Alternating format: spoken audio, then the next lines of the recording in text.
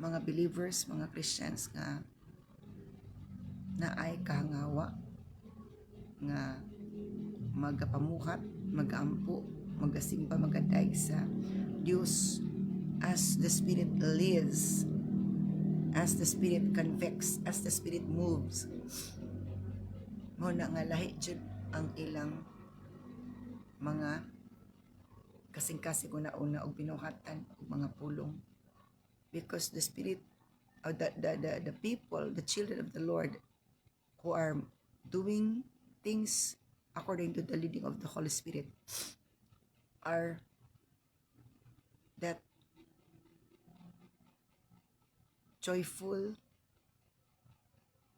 strengthened, empowered, guided, and they are not easily offended because they are that strong emotionally, strong physically, and strong mentally, and above all, strong spiritually. So ingan dili dali ma bikil, dili dali ma offended. Why?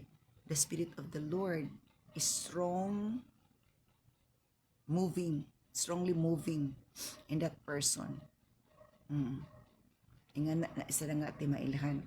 So muna nga we really need to spend time with God, because as we do that, it will bring us many things that will glorify the Lord, and that will give us that favor nga ingana nataka ligon, ingana nataka strengthened, ingana nataka empowered, ingana nataka firm matud pa sa pulong sa Ginoo.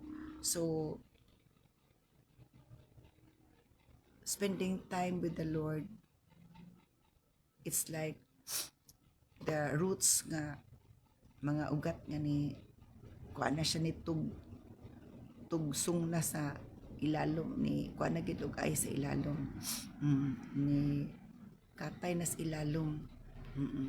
So muna makapaligon.